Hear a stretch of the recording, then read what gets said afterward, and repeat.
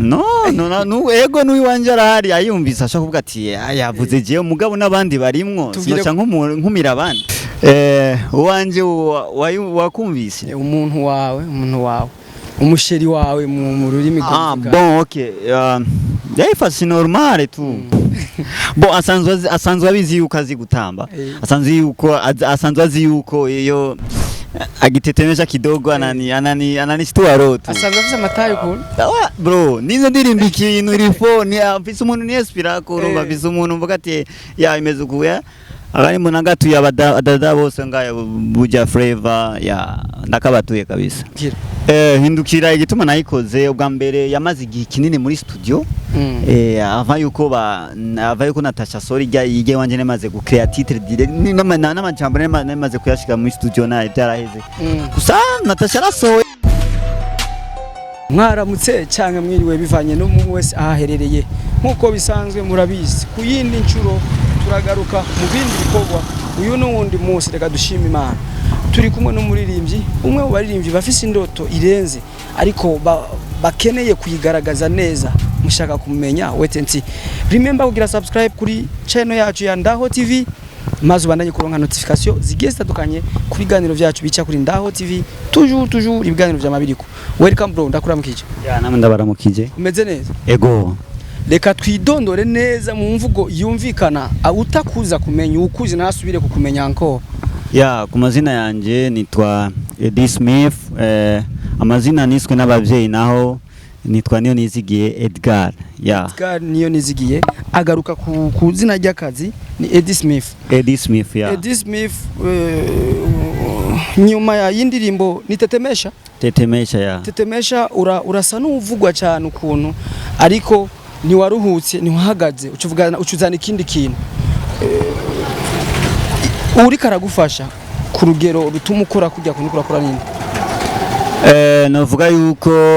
ahakuru mu isanzwe mfise abantu bamfasha batandukanye bivanye n'imitima yabo myiza ahakuru mugabo ni by family yanje niyo ituma ishaka gushikaho nshika ku ndoto zanje kubaza management yawe kushaka ko ari famille yawe bon ahakuru ni famille yanje ndakunze kwinjira neza na kapera kugira umuntu wese ace yumva neza ibyo turimo tugende natetemesha kapera waoneshe mama kiuno shuka chini baone uzigutamba ngwino ubereke kuri umuhinga kuri dance tingisha fikisha paka chini slow nyanyuka nogesha tambisha igipasa uyu mwana asatetemesha ukutani unipe mambo yale yote ya chumbani we mtoto fire umefunika wote hapa buja flavor aya napojisi baridi waniwia joto paru unapotetema hasa twende it's your boy this me for laga yaga we ni fire unawafunika wote hapa buja na bro wote uwo mwana afayinga agaca tetemesha buja yose ninde novuga yuko nabigeme bose mu Burundi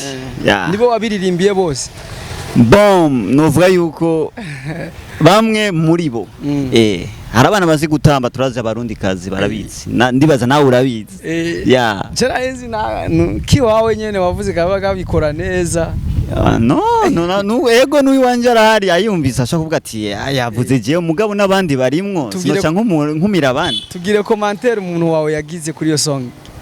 twibutse ako commentaire uwanje wakumvise umuntu wawe umusheri wawe mu rurimi rw'Igifaransa. Bon OK yayifashe normal tu yayifashe normal ntigeze yumvira ko wabonye akandi kantu bon asanzwe abizi yuko azi gutamba asanzwe azi yuko iyo agitetemesha kidogo anani stuaro tu asanzwe afite amatayo ukuntu bro nizo ndirimba ikintu irifone afise umuntu niespira ko urumva afise umuntu mvuga ati imeze kuya abari mu nangatuye abadada bose ngaye buja flavor ndakabatuye kabisa urakabatuye ucugaruka na hindukira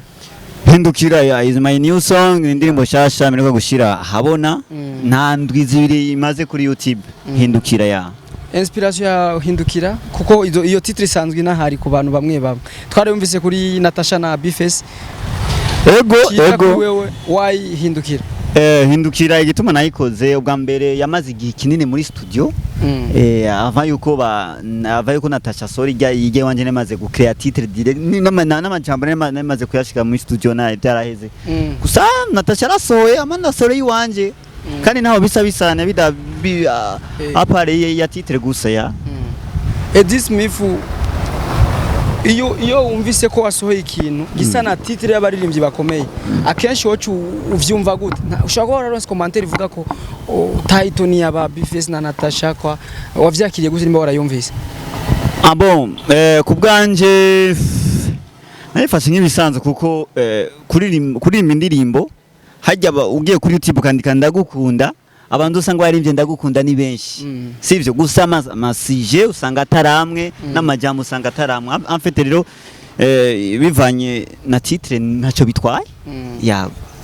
twende kapera na song brother hindukira ya Sunday niyo nibera abana b'ingidi barahonora abana bari fresh bari sokuru abandi mu maguru n'amatatu uno musi nakuryamana ugukesha tu DJ Israel bari 2x2 na Mr Kari kutoka kwa Free Bite nanje muri ngidi ni piti so tight DJ Kika Serigani kwa kundi uno musi ni chupa kurindi birashushe arena ino desi bayitamba n'aba China iburyo ibubamfu twese tuje imbere tugaruka inyuma hindukira yaga turumvisemo izina DJ Israel. Why DJ Israel? Aba DJ ni benshi mu gihugu cy'u Burundi. Ya nico namye ndakubwira umbwira ivy'amatitre nabwiye yuko indirimbo urashaka kuririmba mu gatitra rimwe mugabo sije atarimwe. Bon indirimbo je NSP kuba DJ kuba DJs bo mu Burundi ni indirimbo nakoreye aba DJs kuko ni aba DJs tu kukirimwe aba DJs narabasizemwo DJ Israel Hotel Arena DJ Kikas DJ Israel aba benshi bose aba DJ bose ba Ranton DJs en fait ni indirimbo y'aba DJ ni indirimbo itambika bashaka kuvuza no muri boîte ya ni indirimbo NSP kuba DJ en fait niyo gutamba tu mu kirori inyungu woba witeze ko uhironkamo bivaye no ko wayikoreye aba DJ uri kurayironka bon pour le moment nayo ndaronka mugabo ndizeye ndafite ikizere ufise umuti kuko umuntu ashaka kugufasha ambo nagatima kiwe arashobora kuyumva ntihagike mubwira n'undi ashobora kuyumva akavuga ati umpeti yararirimbye kandi afite icyumviro ciza ya birashitse umwe mu ba DJ aravuze ati indirimbo si nziza kandi ari umwe mu bo wavuzemo cyangwa mu bo wayiririmbiye wewe vyakira gute turabizi yuko nta uryoherwa na vyose ndashaka gusohora indirimbo wowe ukayikunda naka akayanka sica ndaguhora ngo kubera wayanse mwese afise ibyo akunda ya nta ukunda vyose kandi bavuga ati nta ukundwa na bose nta wankwa na bose This Smith tugira ibintu bitatu bya mbere nyamukuru umuririmbyi abifise vyotuma agera hashaka kugera umuririmbyi abifise ambo chambe na mbere situ iwanje mfise ivyuma bikora video nkafite na studio iwanje sanzwe iri recordinga music indirimbo ya urabona ko ubuhejeje yuko kuvyeka akazi kiwanje lebo hari mu Burundi hari lebo menshi hari label menshi label bona woja mukaryoherwa kurusha izindi ni ya lebo ambo zonse ni nziza amarebo yose ni meza bivanye ariko nushobora kuja muri lebo imwe muri lebo zitatu cyangwa zine uri umwe imwe ubona bazigurondeye zose yo kwemera kujamo ni ya one way yeah kurusha Band Boy okay je niyo niyumvamo wambwiye niyo niyumvamo jewe why yiyumvamo kurusha izindi nuko ndayizi niyo niyumvamwo mu mutima wanje yuko ariyo nojamo ufise indoto yo kuzokwama wikorana cyangwa ufise indoto yo y'umunsi umwe kuja muri label imwe mu malabel zo mu Burundi ambo kuja muri lebo sindavyanse sivyo kandi kuja muri lebo ni vyiza kandi ni bibi sivyo hariyo kuja muri lebo ugasanga usitse ahantu kanaka utari witeze sivyo no kutaja muri lebo ugasanga urikoranye ugasanga ufisa wishikanye wewe nyene kubw'ivyo rero jewe irebo ndi tayari kwijya ya twibutse indirimbo wahereyeko uyitwibutsa kuri kapera ariko tifoke turyohera abakunzi bacu muri rusange ambona indirimbo ya mbere wahereyeko kugira bumve iyo watanguriye neza na neza nkorera akajeste samusanzu nkorera dali mu rukundo rwacu niko je niyumvira akajeste nkorera akajeste yeah my baby ngwino iruhande yanje nkorera akajeste niko je ni kundira akajeste siri please Eddie Smith ku munsi wa mbere ugomba ubazwe ibibazo n'umuntu yirenganiye wawe ko yari yirenganiye ndakuramukije sister ego nsa neza Jenny bon uvuye ku school ego usanzwe wiga he aho kuri lycée municipal Ngagara kuri Mungala ego hari abana batisa hajya urabona ko nawe utisa twenga bien ego tambuka bien niko twimereye mu bisanzwe yahaga uyu bamwita gute uyo Eddie Smith mumbariza ibibazo bitatu wewe nyene cyambere jeje nyene none ga Eddie Smith urabona ntivyari mu mwiteguro ko twohura gusa nahora ndamumva nyene numva n'indirimbo ziwe nkimubona irya mbere nyene nkumva na audio yiwe naravuga uti uyu muririmbyi nabandanya agenda ku mu minsi iri imbere arafise ikintu azozanira Burundi none kubw'ibyo ariko ugiye kuraba nk'indoto ufise impano wowe ufise yo kuririmba hari abaririmbyi benshi baririmba mu bugasanga mu minsi mikenya nyene babihevye none ndakubaze none nk'ubu bishitse ugatera nk'imbere ku ndoto yawe none wobiheba canke wobandanya ego urakoze kumbaza kandi umajije ikibazo kiza cyane jewe indoto yanje simbona yuko hari ikintu cyoza gituma umuziki wanje ndawuheba kiretse mfuye niho mvuga ati umuziki ndawuhevye mugabo puro mu mankiri muzima ndashaka kuvuga ati eba cyo umuziki ni do yanje kandi ndawukunda cyane fise future muri jewe mvuga ati nshaka gushiki ahantu kanaka niyo mpamvu never give up ibibazo turahura navyo mugabo twarabimenyereye byinshi tubibamwo ibibazo turahura navyo no kutugonga basi kutugonga bibaho mu marizikari cya kabiri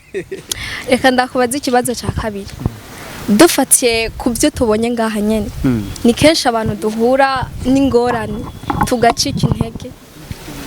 mu bisanzwe nk'ikibazo twari duhuye nayo ngaha benshi twari gucika intege tukavuga uti